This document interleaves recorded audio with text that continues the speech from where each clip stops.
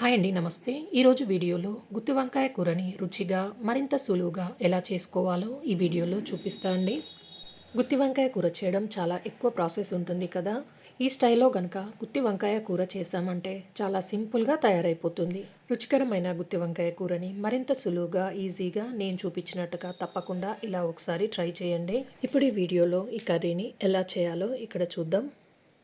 కూర చేయడానికి నేను 3 టేబుల్ స్పూన్ వరకు పల్లీలు తీసుకున్నాను. అలాగే కొంచెం ఎండు కొబ్బరిని కూడా సన్నగా కట్ చేసి తీసుకున్నాను. 1 టేబుల్ స్పూన్ జీలకర్ర, అలాగే ఒక 2 టేబుల్ స్పూన్ వరకు ధనియాలు, కొన్ని పొట్టు తీసిన వెల్లుల్లి, అలాగే కొన్ని అల్లం ముక్కలు, ఒక హాఫ్ టేబుల్ స్పూన్ మెంతులు, అలాగే హాఫ్ టేబుల్ స్పూన్ వరకు కలోంజిని తీసుకున్నానండి. పెద్ద నిమ్మకాయ సైజ్ అంతా చింతపండు, అలాగే ఒక 2-3 టమాటాలని కట్ చేసుకున్నాను. 2 మీడియం సైజ్ ఉల్లిపాయల్ని ఈ విధంగా కట్ చేసి పెట్టుకున్నాను. దీంట్లోనే 4-5 వరకు పచ్చిమిరపకాయలు, 2 రెమ్మల కరివేపాకు. ముందుగా ప్లేట్లో ఉన్న అల్లం వెల్లుల్లి తప్ప మిగతా వాటన్నిటిని వేయించుకోవాలి. అంతలోపు చింతపండును నానబెట్టుకొని తీసుకోవాలి. చింతపండుని శుభ్రంగా కడిగి దాంట్లో సరిపడనన్ని నీళ్లు పోసి ఇప్పుడు పక్కనుంచుకోవాలి. స్టవ్ మీద ప్యాన్ పెట్టి ప్యాన్ వేడైన తర్వాత దీంట్లో 1/2 కప్పు వరకు పల్లీలు, కట్ చేసి పెట్టుకున్న ఎండు కొబ్బరిని దీంట్లోకి వేసుకొని మంటని లో ఫ్లేమ్లో పెట్టి ఇవి దూరగా వేగే వరకు వేయించుకోవాలి. ఇలా పల్లీలు కొబ్బరి కొద్దిగా వేగిన తర్వాత దీంట్లో 2 టేబుల్ స్పూన్ వరకు ధనియాలు, 1 టేబుల్ స్పూన్ జీలకర్ర, 1/2 టేబుల్ స్పూన్ మెంతులు వేసుకొని ఇవి కూడా వేగే వరకు కలుపుకుంటూ వేయించుకోవాలి. ఇలా ఇవి వేగిన తర్వాత దీంట్లో 2 టేబుల్ స్పూన్ నువ్వులు వేసుకొని చిటపటలాడే వరకు వేయించుకోవాలి. ముందుగా వీటితో పాటు నువ్వులు వేస్తే నువ్వులు తొందరగా మాడిపోతాయి కాబట్టి నేను చివరిలో వేసానండి. ఇలా ఇవన్నీ వేగిన తర్వాత ప్లేట్లోకి వేసుకొని పక్కనుంచుకొని చల్లారనివ్వాలి. ఇవి చల్లారిన తర్వాత మిక్సీ జార్లోకి ముందుగా వేయించి పెట్టుకున్న పల్లీలు, కొబ్బరి, ధనియాలు, జీలకర్ర ఇలా ఇవన్నీ వేసిన తర్వాత దీనిపైన మూత పెట్టేసి వీడియోలో చూపించిన విధంగా ఇలా కొంచెం కోర్స్గా గ్రైండ్ చేసుకోవాలి. ఇలా గ్రైండ్ చేసుకున్న తర్వాత దీంట్లో ఒక 2-3 లవంగాలు, ఒక 2 యాలకులు, 1 ఇంచు దాల్చిన చెక్క వేసుకుంటున్నాను. దీంట్లోనే కట్ చేసుకున్న ఉల్లిపాయ ముక్కలు, అలాగే కట్ చేసుకున్న టమాటా ముక్కలు కూడా వేసుకోవాలి.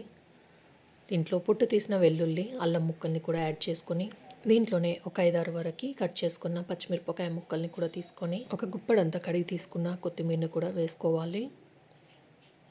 ఇందులోనే 1/2 టేబుల్ స్పూన్ పసుపు, రుచికి సరిపడా ఉప్పు, నేను 1 టేబుల్ స్పూన్ వరకు ఉప్పు వేసుకున్నాను. అలాగే 2 టేబుల్ స్పూన్ వరకు కారం, మీరు తినే కారాన్ని బట్టి కారం వేసుకోండి. ముందుగా నానబెట్టుకున్న చింతపండును ఇందులోకి మొత్తం వేసుకొని దీంట్లోనే ఒక 2 రెమ్మల కరివేపాకు కూడా తీసుకోవాలి. ఇప్పుడు మూత పెట్టేసి మెత్తని పేస్ట్ లాగా గ్రైండ్ చేసుకోవాలండి. ఇప్పుడు ఈ మసాలా పేస్ట్ని మెత్తగా ఇలా గ్రైండ్ చేసుకొని తీసుకోవాలి. ఈ టైంలోనే ఒకసారి ఉప్పు కారం చెక్ చేసుకొని చూసుకోండి. ఈ పేస్ట్ని రెడీగా గిన్నెలోకి వేసుకొని పక్కనుంచుకోండి. 1/2 కేజీ వరకు నల్ల గుత్తి వంకాయల్ని తీసుకున్నాను. మీరు నల్లటికి బదులుగా గ్రీన్ వంకాయలైనా కూడా తీసుకోవచ్చు. ఇప్పుడు వీటిని కట్ చేసుకొని తీసుకోవాలి. ముందుగా వంకాయలకి ఘాట్లు పెట్టి తీసుకుందాం. సగం కంటే కొంచెం ఎక్కువ కట్ చేసుకోవాలండి. ఇలా కట్ చేస్తుంటే వంకాయలు ఫ్రెష్గా పుచ్చులు ఉన్నాయా లేదా ఒకసారి చెక్ చేసుకుంటూ కట్ చేసుకోండి. ఒక గిన్నెలో 1 లీటర్ వరకు నీళ్ళని తీసుకొని దీంట్లో 1 టేబుల్ స్పూన్ ఉప్పు వేసి కట్ చేసుకున్న వంకాయలన్నిటిని ఇలా ఒక్కొక్కటిగా వేసుకొని శుభ్రంగా కడుక్కోవాలి. ఇలా చేయడం వల్ల వంకాయలు చేదెక్కకుండా ఉంటాయండి. మసాలాని కట్ చేసుకున్న వంకాయ లోపల నిండుగా స్టఫ్ చేయండి. ఇలా స్టఫ్ చేసుకుంటూ వేరొక ప్లేట్లోకి తీసుకోవాలి. ఇలాగే మిగతా వంకాయలన్నిటిని నిండుగా స్టఫ్ చేసుకొని పెట్టుకోండి. ఇప్పుడు అన్ని స్టఫ్ చేయగా మిగిలిన మసాలా ముద్దని పక్కనుంచుకోవాలి. ఇప్పుడు వీటిని వేయించుకొని తీసుకోవాలండి. వంకాయలు వేయించడానికి స్టవ్ మీద ఒక ప్యాన్ పెట్టి దీంట్లో 1/2 కప్పు వరకు ఆయిల్ని వేసుకొని ఆయిల్ వేడైన తర్వాత మసాలా నింపిన గుత్తి వంకాయలన్నిటిని ఆయిల్లోకి వేసుకోండి.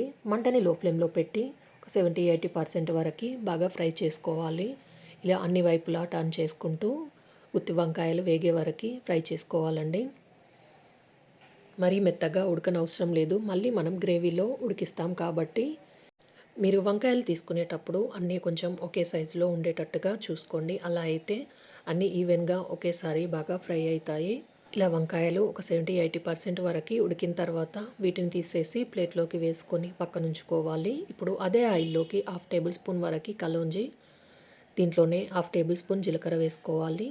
గుత్తి వంకాయ కూర అలాగే మిర్చికా సలాన్ అలాంటి వాటి కూరల్లో ఈ కలోంజీని వేసుకోండి, చాలా టేస్ట్గా ఉంటుంది. మనం వంకాయల్లో స్టఫ్ చేయగా మిగిలిన మసాలా ఉంది కదండి, దాన్ని ఇప్పుడు ఆయిల్లోకి వేసుకొని అంతా కలిసేటట్టుగా బాగా మిక్స్ చేసుకోవాలి.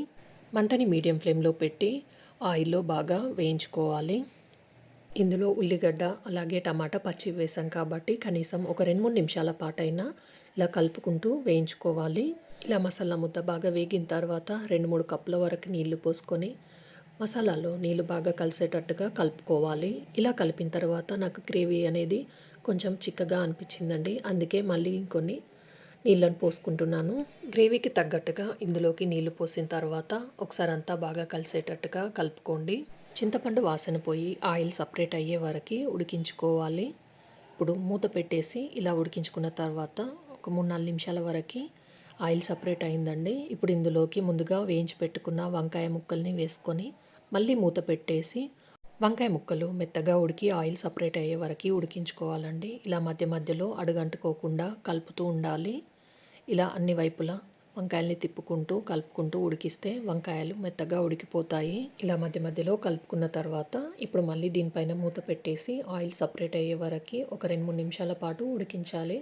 అంతే అండి, వంకాయలు మెత్తగా ఉడికిపోయాయి, ఆయిల్ కూడా సపరేట్ అయిపోయింది. దీనిపైన చిన్నగా కట్ చేసుకున్న కొత్తిమీరను వేసుకొని ఒకసారి కలుపుకుంటే ఎంతో టేస్టీగా చాలా సింపుల్గా అయిపోయే గుత్తి వంకాయ కూర రెడీ అయిపోయింది. దీన్ని వైట్ రైస్తో కానీ బగారా రైస్తో కానీ తినొచ్చండి. ఇలా నేను చూపించినట్టుగా గుత్తి వంకాయ కూరని మీరు కూడా ట్రై చేయండి. వీడియో నచ్చితే లైక్ చేయండి, షేర్ చేయండి, సబ్స్క్రైబ్ చేయండి. Thanks for watching.